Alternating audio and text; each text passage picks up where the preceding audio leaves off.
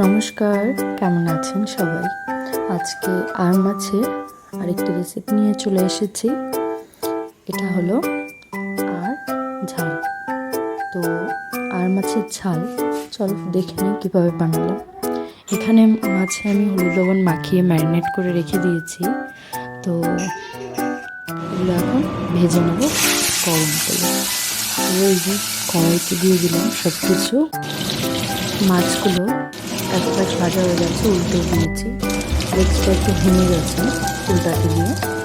তো ভাজা হয়ে গেছে, নামিয়ে নিই। তো এখানে আমি একটা পেস্ট তৈরি করেছি মাছের মশলা, আদা, কাঁচা লঙ্কা, পেঁয়াজ আর তো টমেটো। আর হলো এখানে গুঁড়ো মশলা অ্যাড করে নিচ্ছি, জিরে গুঁড়ো, ধনে গুঁড়ো, লঙ্কা গুঁড়ো, তারপর দিয়ে দিলাম হলুদ, দিয়ে এখানে লবণটাও দিয়েছিলাম, দিয়ে ভালো করে মিক্স করে নিচ্ছি। মিক্স করে এটা সাইডে রেখে দেব। তারপর এই তো তেল যতটুকু বাকি ছিল ওতে কালো জিরে, শুকনো লঙ্কা, তেজপাতা ফোড়নে দিয়ে একটু ভাজা হয়ে গেলে এতে দিয়ে দেবো পেঁয়াজ কুচি। তো পেঁয়াজটা একটু লাল লাল করে ভেজে নেব, মানে বেশ লাল করে ভেজে নেব। ভেজে বাকি পরে দিচ্ছি কাঁচা লঙ্কা। কাঁচা লঙ্কাটা এখানে পেঁয়াজের সঙ্গে ভালো করে ভেজে নিয়ে দিয়ে দেব রেডি করে রাখা বাটির মশলাটা। তো এখন এটা দিয়ে ভালো করে মিক্স করে তেল ছাড়া পর্যন্ত ওয়েট করব।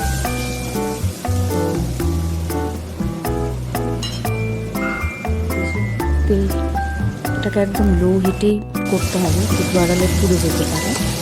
তো একদম আস্তে আস্তে এটাকে কষিয়ে নেব, মশলাটাকে বেশ কম হিটে। তো আর কিছুক্ষণ কষিয়ে নেব। তোমাদের যদি আমার ভিডিও ভালো লেগে থাকে লাইক করে দেবে, বন্ধুদের সাথে শেয়ার করে দেবে। আর এখানে আমি মশলা কষানো হয়ে গেছে, জল দিয়ে দিলাম পরিমাণ মতো, বেশি দেইনি, একদম ঘন মতোই করবো একটু। তো যেহেতু ঝাল তো অত ঝোল যাবে না এখানে। এই যে জলটা ফুটে হয়ে গেছে, তো এখন আমি মাছগুলো সব দিয়ে দেবো ঝোলে। ঢেলে দিচ্ছি, আমি মাথাও ছিল সেগুলোও দিয়ে দিলাম। আর মাছের মাথা দিয়েও কিছু নেই, তবু ফুটলে সেন্টটা বেরোবে। তো এই যে মাছগুলো সব ঝোলে ঢুকিয়ে দিয়ে এটাকে অল্প কিছুক্ষণ ভালো করে ফুটিয়ে নিতে হবে, যাতে মাছটা হালকা নরম হয়ে যায়।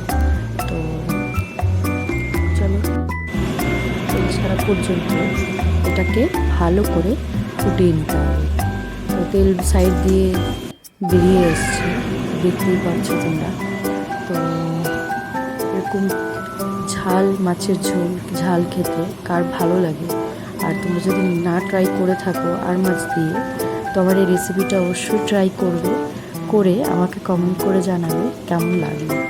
তো এই যে আমি সব কিছু আবার একটু উল্টে পাল্টে দিলাম মাছগুলো, যাতে সব দিকটাই ভালোভাবে মাছের রসটা ঢুকে যায়। তো রান্নাটা প্রায় হয়ে গেছে, নামিয়ে নিয়েছি। তোমরা ট্রাই করবে করে